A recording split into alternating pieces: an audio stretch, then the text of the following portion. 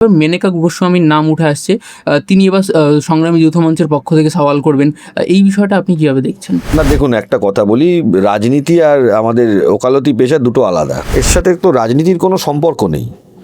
এর সাথে রাজনীতিকে গোলানোটা মানে হয় না, কারণ লড়াইটা সরকারের বিরুদ্ধে হচ্ছে, লড়াইটা কোনো রাজনৈতিক দলের বিরুদ্ধে হচ্ছে না। যে আগের সরকার হলে দিয়ে দিত, কোনোদিন ওই আগের সরকারের যারা অর্থ দপ্তর ছিল বা যারা মুখ্যমন্ত্রী দপ্তর ছিল গিয়ে কথা বলতে পেরেছে? গণতন্ত্রে এটা তো চলতে পারে না।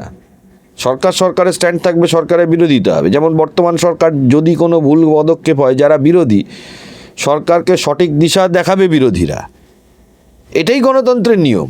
ফ্রাস্ট্রেটেড সংগঠন আছে, কিছু নেতা আছে, তাতেও তাদের আপত্তি, তাতেও তাদের বিরোধিতা। তখন তারা বলতেন যে মুখ্যমন্ত্রী মমতা বন্দ্যোপাধ্যায়, তৎকালীন মুখ্যমন্ত্রী, তিনি সব দিয়ে দেবেন। এখন তারা তাই বলছেন।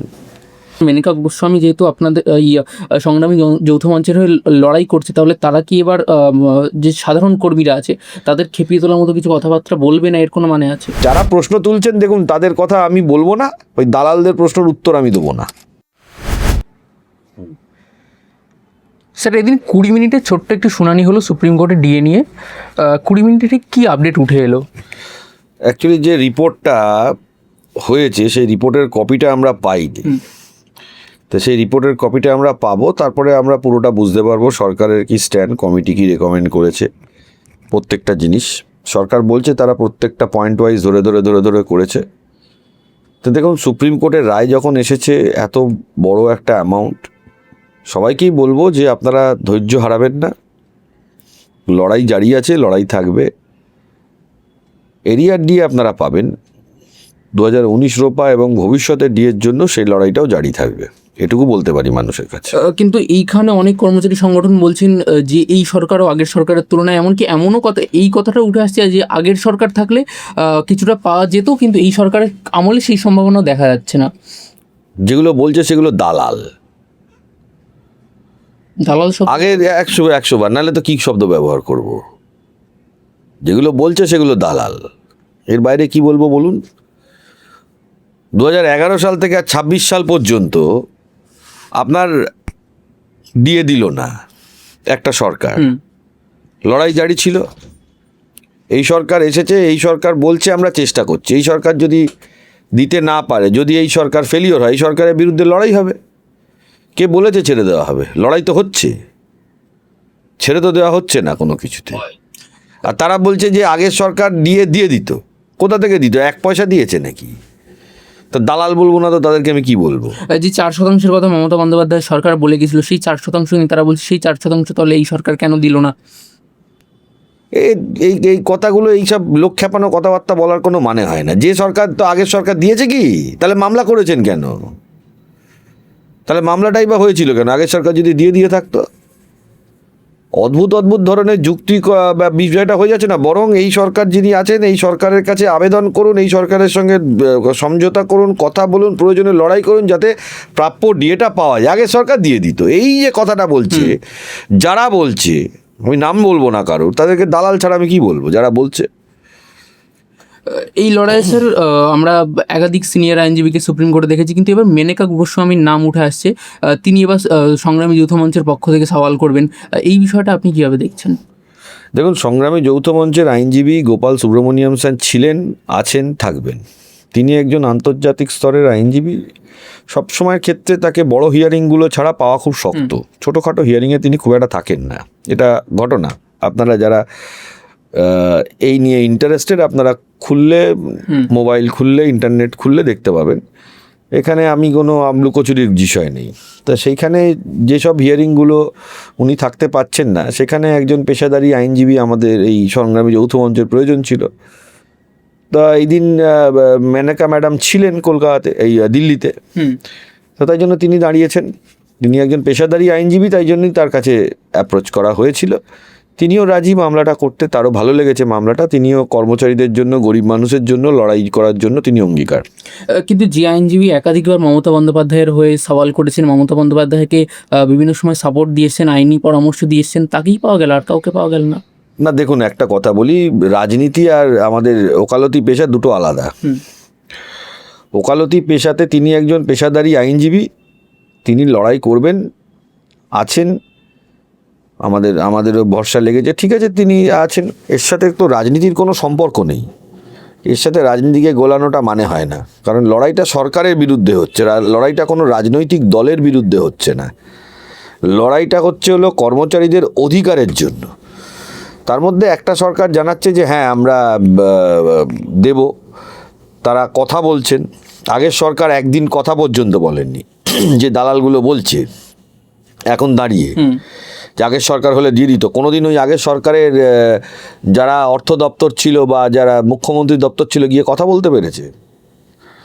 বিরোধীদের সাথে কোনোদিন আগের সরকার একটা কথা বলেছে? 15 বছরে বিরোধীরা যদি কোনো মিটিং মিছিল করতে চেয়ে থাকে, একটা পারমিশন আপনি দেখান হাইকোর্টের অনুমতি ছাড়া, একটা পারমিশন দেখান যেটা সরকারের তরফ থেকে দেওয়া হয়েছে।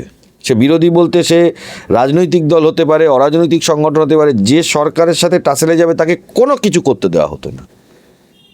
এইটা তো ঠিক না, গণতন্ত্রে এটা তো চলতে পারে না। সরকারের স্ট্যান্ড থাকবে, সরকারের বিরোধিতা হবে। যেমন বর্তমান সরকার যদি কোনো ভুল পদক্ষেপ হয়, যারা বিরোধী সরকারকে সঠিক দিশা দেখাবে বিরোধীরা, এটাই গণতন্ত্রের নিয়ম। এই সরকারে যদি দেখা যায় যে কর্মচারীদের জন্য তারা কথা বলছেন না, তারা দিতে পারছেন না, বলছেন না এক জিনিস, দিতে পারছেন না এক জিনিস, সেরকম পরিস্থিতি তৈরি হলে নিশ্চয়ই এখানে লড়াই শুরু হবে আবার নতুন করে। এটা তো কোনো বলার অবকাশ রাখে না। বেশ কিছু কর্মচারী সংগঠন এই সংগ্রামী যৌথ মঞ্চকে একাধিকবার রাজনৈতিক রঙে রাঙিয়ে দেওয়ার চেষ্টা করেছে। এইবারও কি তাহলে সেই একটা প্রচেষ্টা হতে পারে, যেহেতু মেনকা গুরুস্বামীকে অ্যাপয়েন্ট করা? আমি যতদূর জানি তারা কোনো রাজনৈতিক সংগঠনের সাথে যুক্ত নয়, আমি যতদূর জানি। চেষ্টা করা হয়েছে একটা অন্যান্য সংগঠনের তরফ থেকে। অন্য সংগঠন সবাই করছে না, কয়েকটা সংগঠন করছে। কিছু ভালো ভালো বড় বড় সংগঠন আছে পশ্চিমবাংলাতে, তারাও লড়াই করছে। যেরকম ধরুন কোঅর্ডিনেশন কমিটি বিরাট লড়াই দিয়েছে। এই যে রাস্তার আন্দোলন, তাদের একটা বড় ভূমিকা ছিল কোঅর্ডিনেশন কমিটি, এটা তো অস্বীকার করার জায়গা নেই। যখন এই সরকার বদলের আগের পুরাতন সরকারের সময় সারা রাজ্য জুড়ে সরকারি অফিসগুলো যখন বন্ধ হয়েছিল, সারা পশ্চিমবাংলা জুড়ে এই সফলতা কোনোদিনই হতো না যদি না কোঅর্ডিনেশন কমিটি এই স্ট্রাইকটাকে সাপোর্ট করতো বা স্ট্রাইকটা ডাকতো। তারাই ডেকেছিলেন এই স্ট্রাইকটা, এটা তো অস্বীকার করার জায়গা নেই কোঅর্ডিনেশন কমিটি। কিন্তু তখনও আপনি দেখবেন কিছু সংগঠন, কিছু ফ্রাস্ট্রেটেড সংগঠন আছে, কিছু নেতা আছে, তাতেও তাদের আপত্তি, তাতেও তাদের বিরোধিতা। তখন তারা বলতেন যে মুখ্যমন্ত্রী মমতা বন্দ্যোপাধ্যায়, তৎকালীন মুখ্যমন্ত্রী, তিনি সব দিয়ে দেবেন। এখন তারা তাই বলছেন।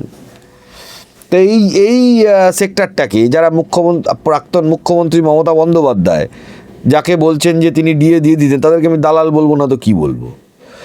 এবং আপনি যদি দেখেন এই এআইসিপিআই মেনে দিয়ে দেওয়া হবে বা সমকাজে সমবেতন, এগুলো সব আইনের মধ্যে রূপান্তর হয়েছিল 2011 সালের আগে, যখন বাম জামানা ছিল। অর্থমন্ত্রী ছিলেন তখন অসীম দাশগুপ্ত। এই সময় ছিল, এটা অস্বীকার করার জায়গা নেই। কেউ বলতে পারে যে ছিল না, ছিল, সেটা নিয়ে লড়াই চলছে।